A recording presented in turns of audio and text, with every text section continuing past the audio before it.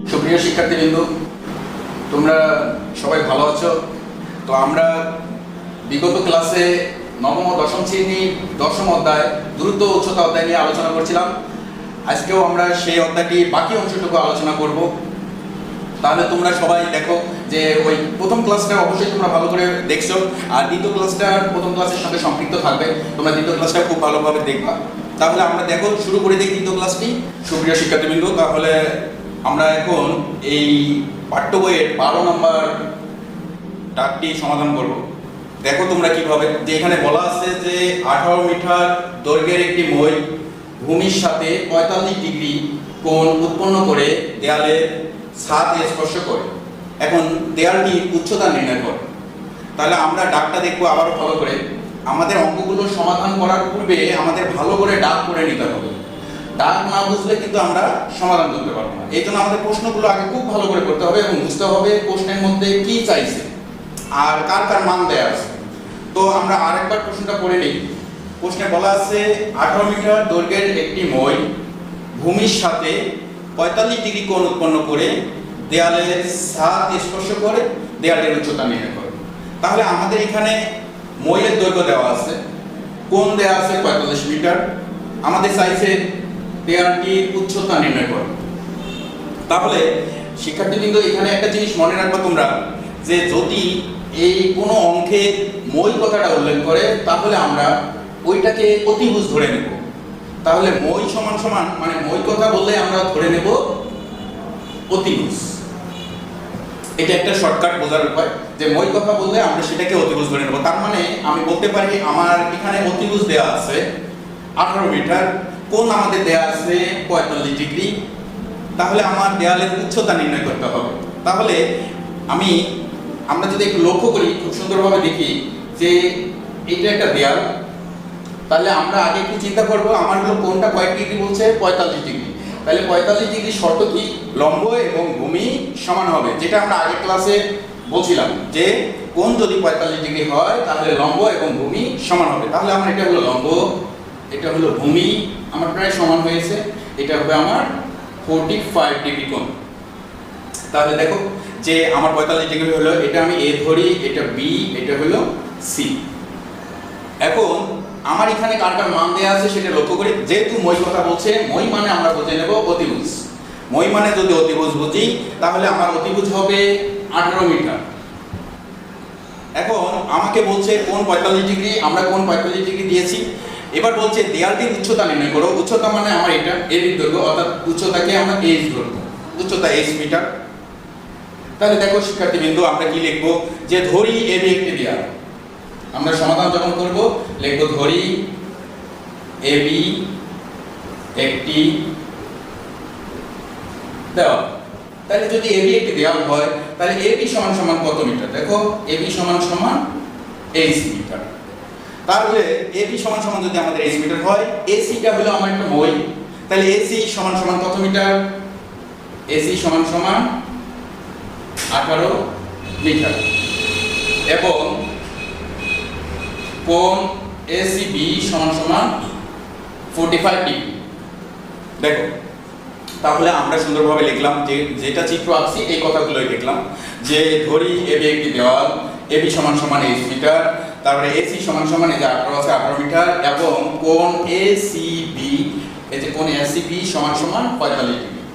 তাহলে এখন দেখো যে আমার এটা কি একটা ত্রিভুজ হয়েছে? সমকোণী ত্রিভুজ। তাহলে কি ত্রিভুজ হয়েছে?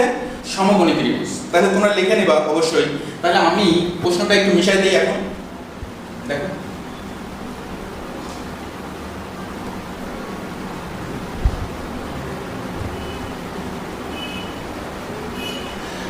দেখো তাহলে আমরা এখন লিখব কি, যে এখন ত্রিভুজ ABC হতে পাই। আমরা এই কথাটা লিখব, ত্রিভুজ ABC হতে পাই। তাহলে ABC হতে পাই, আমার এখানে দেয়া আছে কি?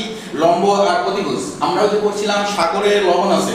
সাগরের লবণ আছে মানে কি? লম্ব বাই অতিভুজ, অর্থাৎ sin কোণ ACB সমান সমান লম্ব AB বাই অতিভুজ হলো AC। তাহলে আমরা দেখো বা sin ACB এর মান কত পাই? AC এর মান হলো 45 ডিগ্রি। তাহলে AB এর মান হলো h আর AC এর মান হলো 18। তাহলে দেখো তোমরা উঠায় নিবা এগুলো, আমি মিশাই দিলাম। এখন sin 45 ডিগ্রির মান কত? sin 45 ডিগ্রির মান 1/√2 সমান সমান h/18। আমরা এটাকে আড়াআড়ি গুণ করব। তাহলে যদি আড়াআড়ি গুণ করি দেখো আসে কত, h গুণন √2 সমান সমান আমাদের আসবে কত, 18। তাহলে এই √2টা আছে কোন অবস্থায়, ওই দিকে গেলে আমাদের হবে ভাগ। তার মানে আমরা দিতে পারবো h সমান সমান 18/√2। তাহলে এত মিটার আসলো। তোমরা ক্যালকুলেটর ব্যবহার করে মানটা বসাই দিও যেটা আসে। তাহলে অবশ্যই শিক্ষার্থী কিন্তু তোমরা বুঝতে পারছো যে আমরা কিভাবে সুন্দরভাবে অঙ্কগুলো সমাধান করতে পারবো। তো এখন আমরা দেখো, তাহলে আমাদের এখানে চাইছে হলো উচ্চতা, তাহলে দেয়ালের আমার উচ্চতা চাইছে, তাহলে আমার h এর মান বের হয়ে গেছে, তাহলে এটাই আমার হলো অ্যানসার। ব্যাস। এখন তোমরা দেখো, তোমরা এবং এটা খুব বেশি পড়বা, প্রশ্নটা পড়বা বেশি বেশি, সমাধান করবা কিভাবে, কি চাইছে প্রশ্নে, আমার কি চাইলো, কার মান দিতে হবে, কার মান প্রশ্নে আছে, এগুলো তোমরা একটু দেখবা। তো এটা হলো। এখন তোমরা পরবর্তী প্রশ্ন একটু দেখতে পারো। পরবর্তী প্রশ্ন কি বলছে, আমরা পরবর্তী প্রশ্ন একটু 14 নম্বর প্রশ্নটা যদি সমাধান করি। দেখো 14 নম্বর প্রশ্নটা আমরা বোর্ডে লিখব। তাহলে দেখো আমরা 14 নম্বর ডাটা এখানে লিখছি। কি লিখছি, যে ভূতলের কোন স্থানে একটি স্তম্ভের শীর্ষের উন্নতি কোণ 60 ডিগ্রি, ওই স্থান থেকে 25 মিটার পিছিয়ে গেলে স্তম্ভটির উন্নতি কোণ 30 ডিগ্রি হয়। স্তম্ভটির উচ্চতা নির্ণয় করো।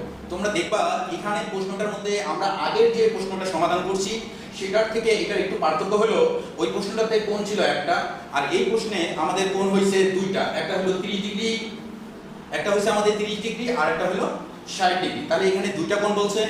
ওখানেও আমরা বের করছিলাম উচ্চতা, এখানেও বলছে আমাদের স্তম্ভটির উচ্চতা নির্ণয় করো। তাহলে তোমরা দেখো বলছে ভূতলের কোন স্থানে একটি স্তম্ভের শীর্ষের উন্নতি করো। তাহলে কোণ এখানে দুইটা বলছে, একটা হলো 60 ডিগ্রি আর একটা হলো 30 ডিগ্রি।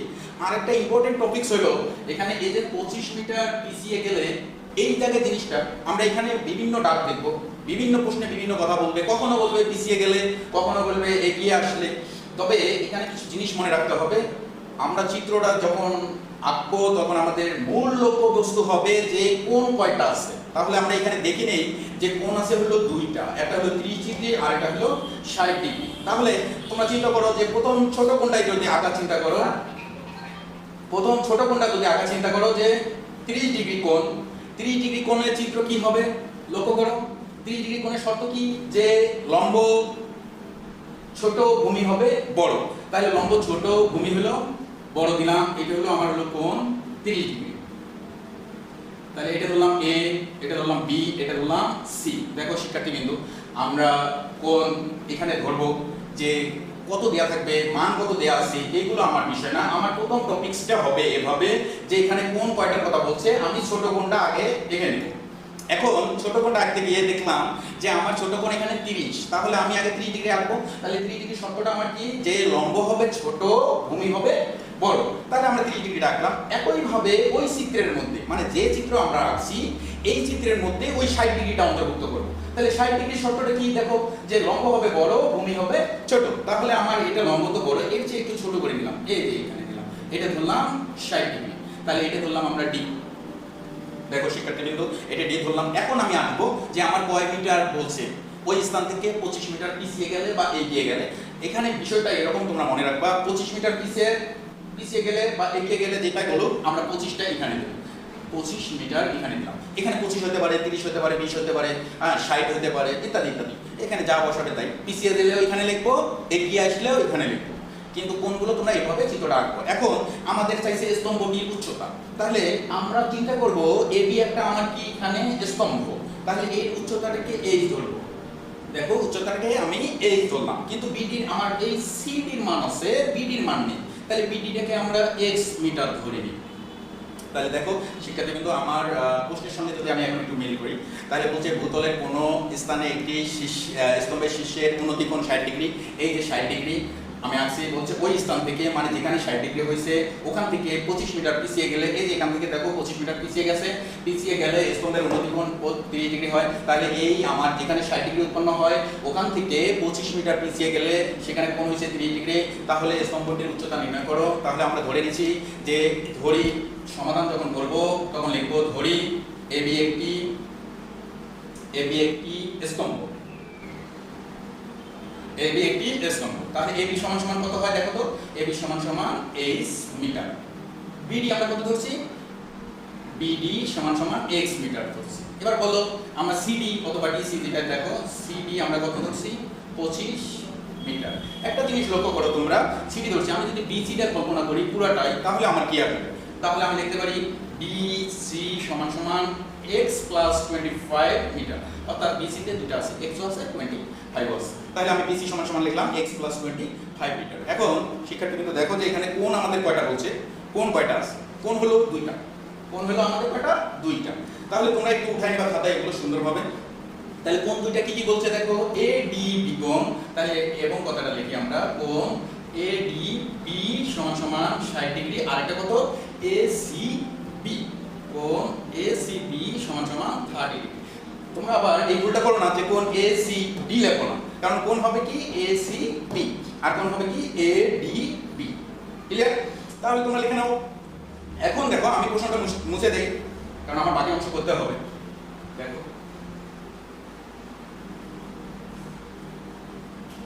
এখন তোমরা লক্ষ্য করো এখানে ত্রিভুজ কয়টা, এখানে আমি ত্রিভুজ এভাবে গণনা করব, ABD একটা ত্রিভুজ আর একটা ABC একটা ত্রিভুজ। তাহলে আমার ফার্স্ট ত্রিভুজ আসতেছে ABD, তাহলে আমরা ফার্স্ট ত্রিভুজ নিয়ে কাজ করব। তাহলে দেখো এখন ত্রিভুজ ABD হতে পাই, তাহলে তোমরা দেখো আমরা ABD হতে পাই লিখছি, ABD তে কার কার মান দেয়া আছে, ABD তে আমাদের লম্ব দেয়া আছে, ভূমি দেয়া আছে। লম্ব আর ভূমি দেয়া থাকলে কি হবে, টেরা লম্বাভুজ।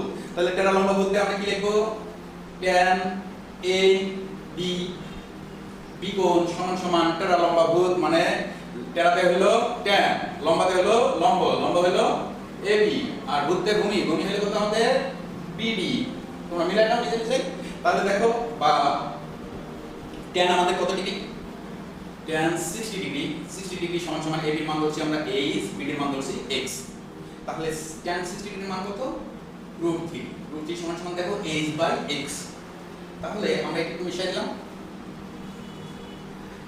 h/x, বা আমরা আড়াআড়ি গুণ করে এখান থেকে একটা x এর মান মনে করে বের করে নেব। নিচে মনে মনে 1 আছে, তাহলে তোমরা লিখতে পারো h সমান সমান √3x। এটা লিখলাম, এটাকে তোমরা সমীকরণ নাম্বার দিয়ে রাখো 1 নাম্বার।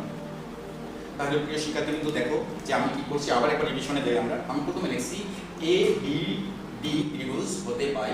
তাহলে tan হইছে কেন, tan হইছে এখানে মান দেয়া আছে লম্ব আর ভূমি, এই জন্য কি হলো tan হইছে। তাহলে আমার tan হইছে, tan মানে কি লম্ব বাই ভূমি। tan ADB লিখছি আমি, ADB মানে হলো 60 ডিগ্রি আর tan 60 ডিগ্রির মান হলো √3, AB মান হলো h, BD এর মান হলো x। আমরা এগুলো বসাইছি, তাহলে আড়াআড়ি গুণ করার পর আমরা x এর মান পেয়েছি কত, √3x। ব্যাস এটা গেল। এবার আমরা দ্বিতীয় ত্রিভুজটা যদি চিন্তা করি, দ্বিতীয় ত্রিভুজ হলো ABC। তাহলে দ্বিতীয় ত্রিভুজটা কি হচ্ছে ABC। তাহলে আমরা লিখবো আবার ত্রিভুজ, দেখো মিশাই দিলাম এটা, আমরা লিখবো আবার কথা লিখলাম ত্রিভুজ ABC হতে পাই। তাহলে দেখো ত্রিভুজ ABC হতে পাই, আমার এখানে কি আছে, ABC তে কার কার মান দেয়া আছে তোমরা দেখো যে আমার লম্ব দেয়া আছে আর হলো ভূমি দেয়া আছে। তার মানে লম্ব আর ভূমি হলে এখানে কি হবে tan, এখানে কি হবে tan কোণ ACB সমান সমান লম্ব বাই ভূমি। লম্ব কত, লম্ব হলো AB, ভূমি এখানে কত হবে, ভূমি হবে BC। এই পুরো অংশই ভূমি হয়ে গেল। দেখো তাহলে tan ACB এর মানটা কত, tan ACB এর মান হলো 30 ডিগ্রি। তাহলে আমরা কত পাচ্ছি এখানে 30 ডিগ্রি। আর AB এর মান পাচ্ছি h, BC এর মান আমরা পাবো x যোগ হলো BD। আমরা যখন প্রথম অংশটুকু লিখছিলাম মানে লেখা ছিল যে x যোগ কত 25, অর্থাৎ BD যোগ CD, এটা আসলে আমাদের 25। তাহলে দেখো এটা মিশাই দিলাম। আমরা tan 30 ডিগ্রির মান বসাবো। tan 30 ডিগ্রির মান হলো 1/√3 সমান সমান h/x + 25। তাহলে আড়াআড়ি গুণটা করে নাও, আড়াআড়ি গুণ মানে এটার সঙ্গে এটা, এটার সঙ্গে এটা। তাহলে দেখো আমরা কি করতে পারি, √3h সমান সমান x + 25। দেখো শিক্ষার্থী কিন্তু আমার এটা মান বের হইছে। আমরা 1 নং সমীকরণে কি লিখছিলাম, 1 নং সমীকরণটা আমার মনে হয় এরকম ছিল যে h সমান সমান √3x। দেখো এটা আমার 1 নং সমীকরণ ছিল, তাহলে আমি এখানে কিন্তু h এর মানটা বসাই দিতে পারি এই জায়গায়। তাহলে h এর মান কত আমার দেখো তোমরা, যে √3 তো আছে, h এর জায়গায় আসবে √3x সমান x + 25। তাহলে √3 গুণ করলে হবে কত, 3x, এটা প্লাস আছে x এই দিকে আসবে আমার, তখন এটা -x সমান 25। দেখো বা 2x সমান 25, অতএব x সমান কত আসবে, 25 ভাগ 2, তার মানে কত, 12.5। তাহলে দেখো শিক্ষার্থী বিন্দু আমার x এর মান বের হয়ে গেল, x এর মান মানে এই অংশটুকু বের হলো। তাহলে আমার কি বের করতে হবে, আমাকে বের করতে হবে x এর মান। আচ্ছা তোমরা একটু দেখো, আমি আরেকবার রিভিশনটা দিচ্ছি, দেওয়ার পরে পরে অংশটুকু যাচ্ছি। তাহলে আমরা এখানে দেখছি যে a b c ত্রিভুজ হতে পারে, তাহলে tan ধরছি, কারণ tan ধরছি লম্ব আর ভূমি দেওয়া আছে, এই জন্য আমরা tan ধরছি। tan acb সমান লম্ব বাই ভূমি, লম্ব হলো এখানে ab, ভূমি হলো কত, bc। তারপরে দেখো tan acb মান হলো 30 ডিগ্রি, তাহলে tan acb মান আমরা 30 ডিগ্রি বসাই দিছি। তারপরে কত হচ্ছে, সমান ab মান h, bc মান বসাইছি x + 25। তারপরে tan 30 ডিগ্রি মান হলো 1/√3, আমরা আর আগে গুণ করেছি, √3h হইছে।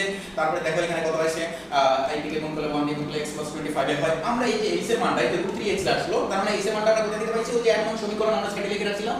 দেখো 1 নং সমীকরণে আমরা কত ছিল, h সমান √3x, সেই h এর মান হবে √3x বসাইছি। তাহলে √3 গুণ করলে আমাদের কি হচ্ছে, 3x, এই যে এইদিকে প্লাস x আছে, এইদিকে আসছে মাইনাস x হইছে, তার মানে এভাবে 2x, তাহলে x সমান পাইলাম কত, 12.5 মিটার।